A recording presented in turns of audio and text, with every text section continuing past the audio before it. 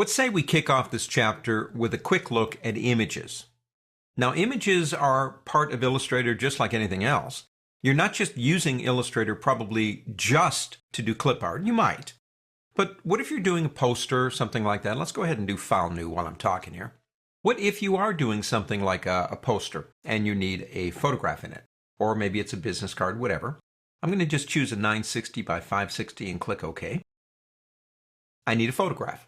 Illustrator will open almost anything. If it's a GIF, a JPEG, a TIFF, a PSD, it really doesn't matter. It's going to bring it in. But the type of format that it's in will determine some of your options. Let's do this. Let's go up to the word File on the pull-down menu and go down to Place. Place is Adobe Illustrator's import command.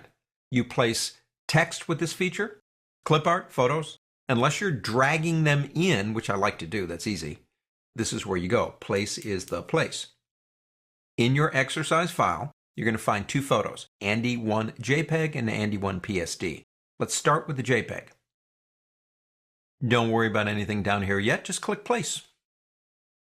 And there you go. Now it's bigger than my artboard, as you can see. If you chose a different artboard, it might not be, but I need to make that smaller. So I'm going to come down a little bit here and grab one of the corners with my selection tool. I'll hold the Alt key and the Shift key down. That allows me to kind of drag in like about that.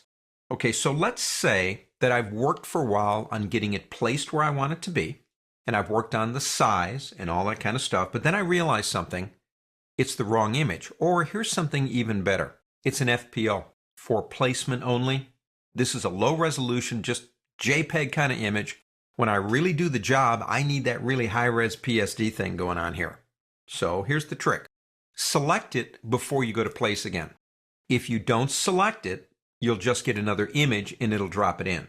So select it, go up to the word File, and one more time, go down to Place. Pick up the PSD. Now you're going to see three options down here. This one's on because we have that selected. Do you want to replace it? Yes, I do. I don't want the other one. This is the same thing except it's high res. Do you want it to be a template? No.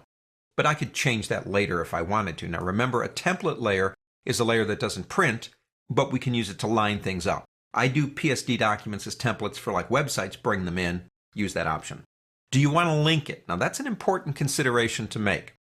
If you don't choose link, it becomes a part of the document. So if this were a 50 megabyte image, which it isn't, it's only 1.7, but if it were 50 meg, the size of your Adobe Illustrator document would increase by 50 meg. If you choose to link it, what you're saying to Illustrator is, put in a low-res image. It'll look fine for when I'm working in Illustrator, but when you print, go to the big 50 megabyte one that's out here on my hard drive. And also, Illustrator, I promise you that when I move this document around, I'll always move that file with it, because if you don't, it won't work.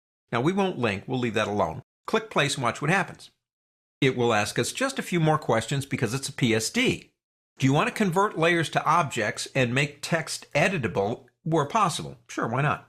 Or do you want to flatten it out into one big old flattened layer? Do you want to import anything that's in hidden layers?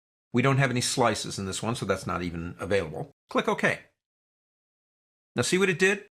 It replaced the image. It was the exact same image, except it had copyright information from a good friend of mine, Paula Moore. She's a great photographer. This photo was actually taken, I think it was last year at Thanksgiving, and we had about 30 people over. I had 2 turkeys and a lot of work going on, and she wanted to come and just take a lot of photographs. And this was toward the end of the cooking process where I'd been up since 5 o'clock in the morning, and I do look tired.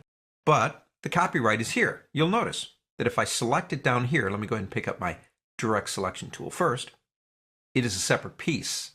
Now, unfortunately, because of the type I used, it's not editable text.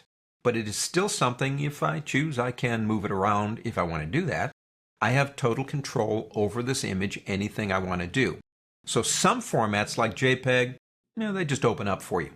But if you're looking at high-res images and PSD images, you have more control. You can choose what comes in. Let's go ahead and save this one because I want to use it in the next lesson. So let's go File and go into Save. And we can call it anything we want. Let's just call it Andy.